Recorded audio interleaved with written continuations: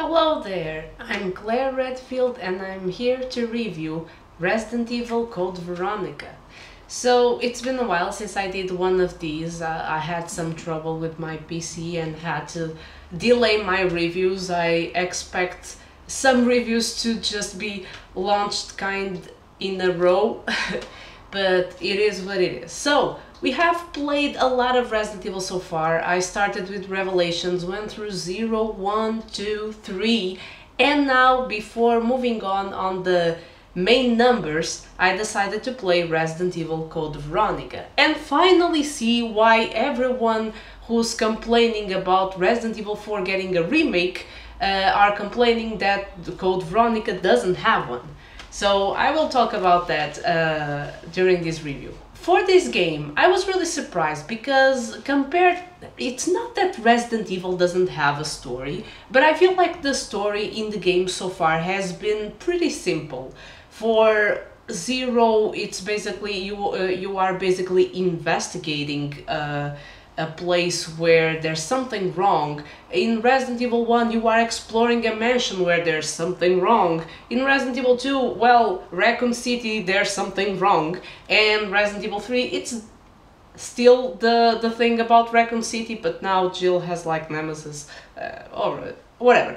And then in Code Veronica, you feel like the story is a little bit more developed. You get new characters, of course they basically all die, all the new characters that are introduced that are not our mainline heroes. But the story is really interesting and we will talk about that and the new characters that are introduced. Some of them really interesting, some of them really annoying, and some of them just plain forgettable.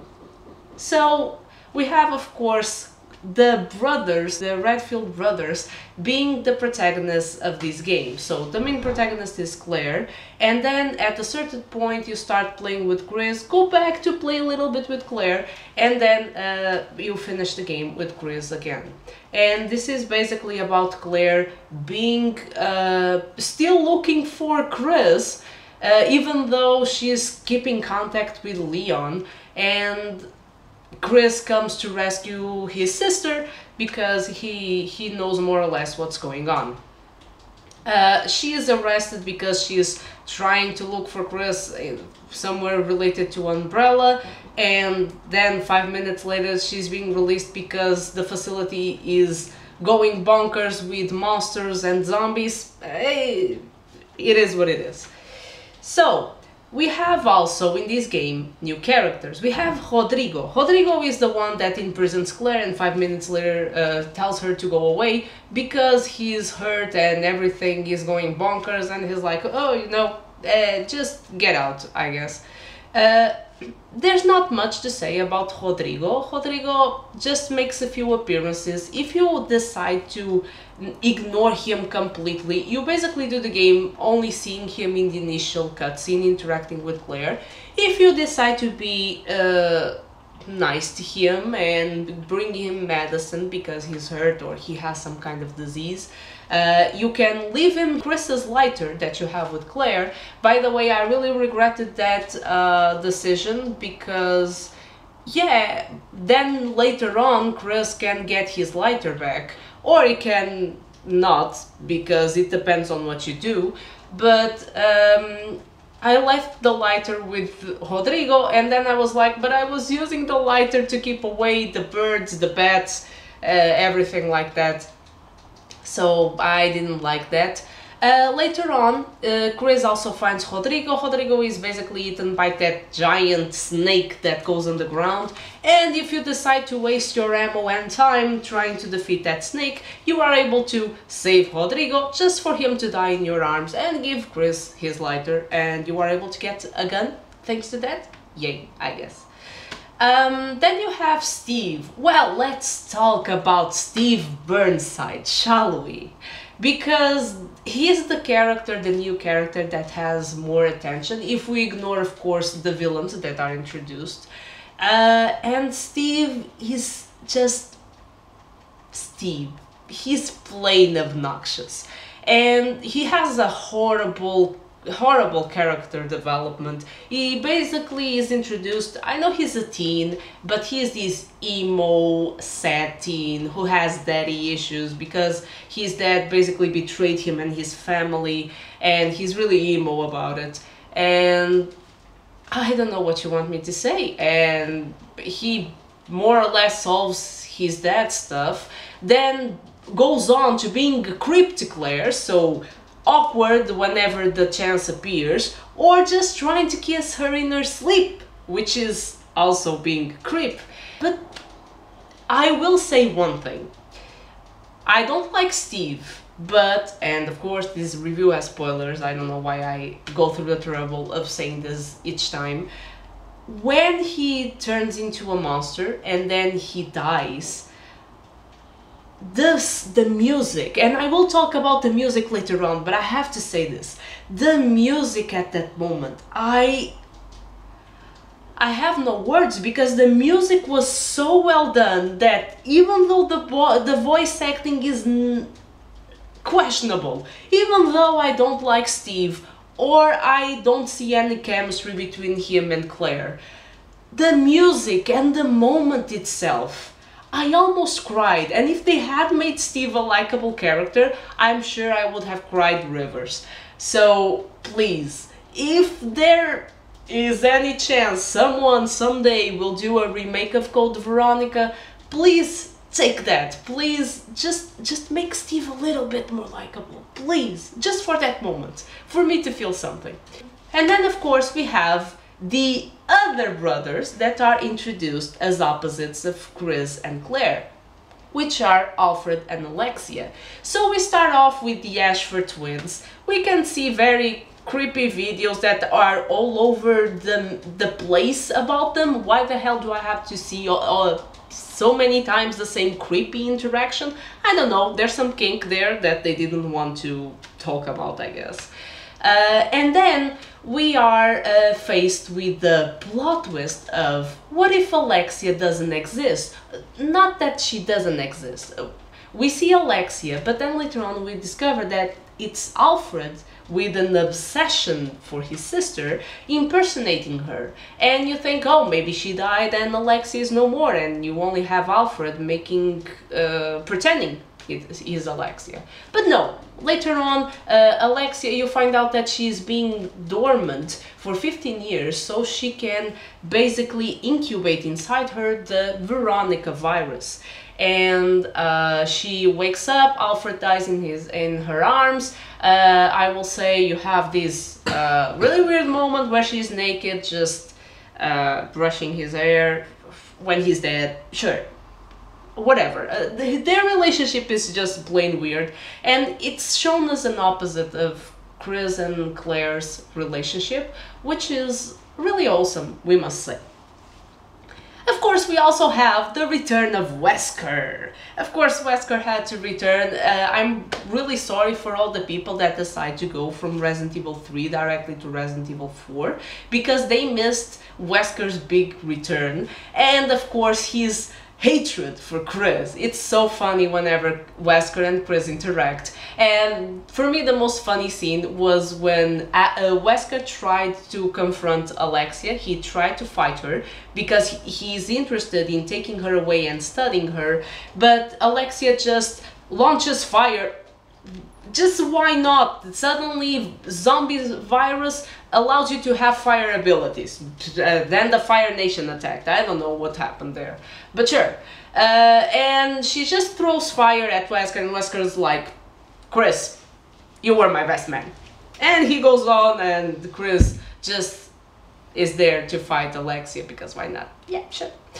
And you have a final scene with Wesker where, well, you don't fight with Wesker, you just see a cutscene of Chris and Wesker fighting, and Wesker goes away and says, oh, you know, I took Steve's body because he has Veronica virus and my job here is done.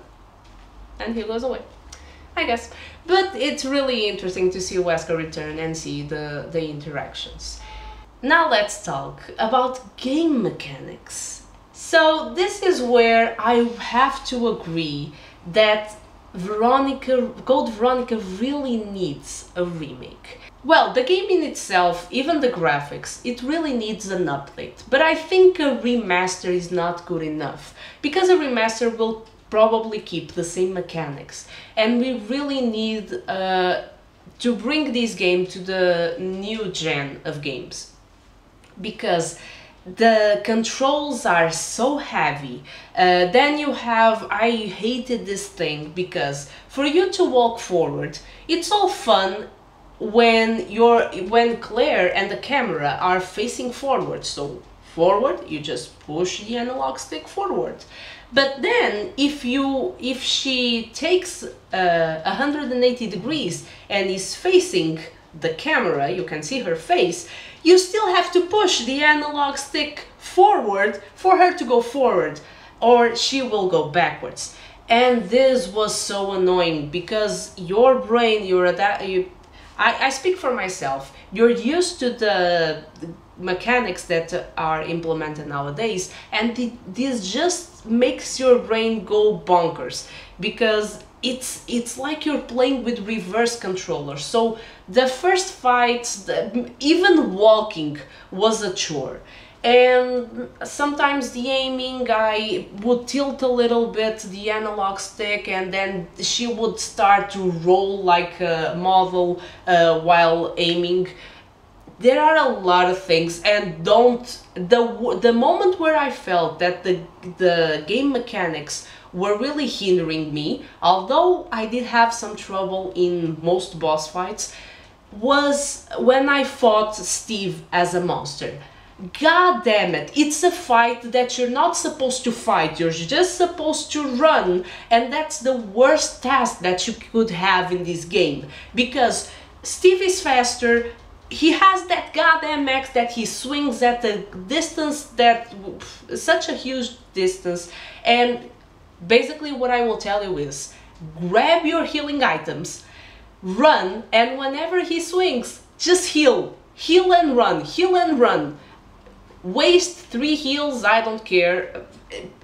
I wasted too much time trying to do a trick, because I saw someone was able to basically go around him behind his back and then run without taking any damage. I'm sorry, I just healed and ran for it. I don't care. I would have liked to spare those healing items, but I just couldn't. It was really terrible. But yeah, for the game mechanics, it's similar to Resident Evil 1 and 0.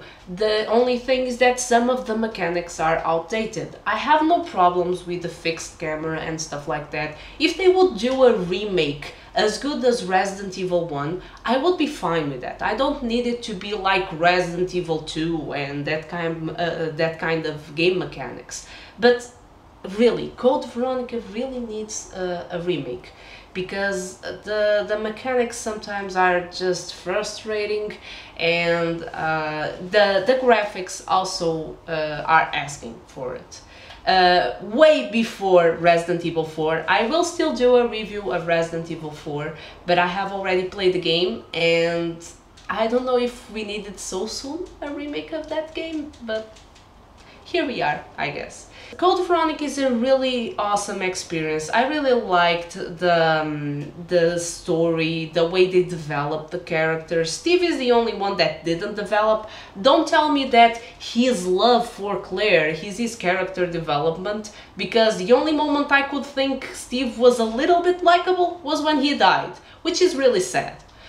And I really liked Alfred and Alexia Ashford. They are interesting characters. I had a lot of fun with the voice acting. The voice acting is bad at lots of moments, but Alfred and Alexia were so over the top and so snob.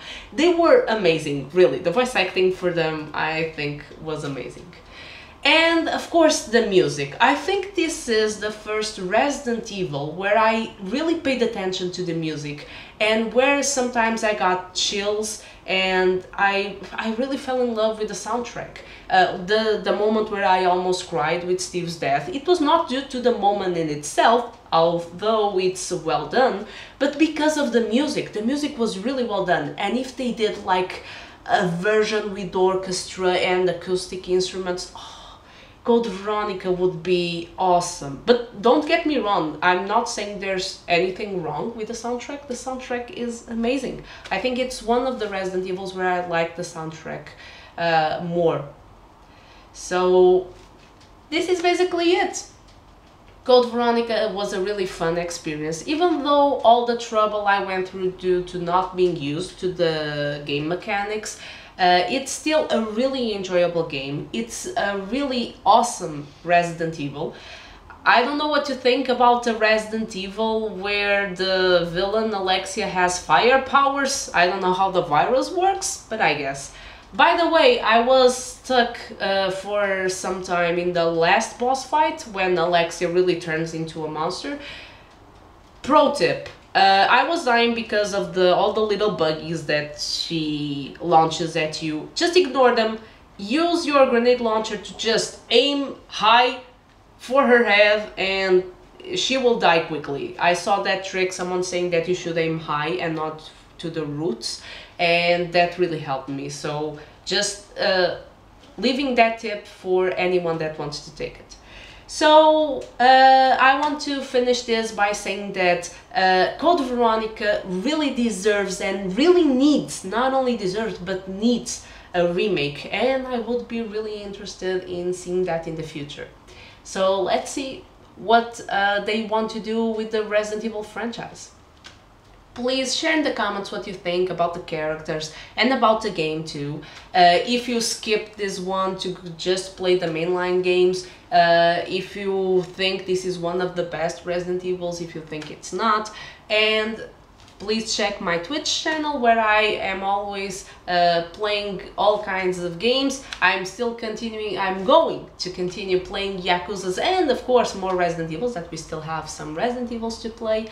And please, if you like this content, like this video, subscribe, and I will see you next time. So may music always be your life force.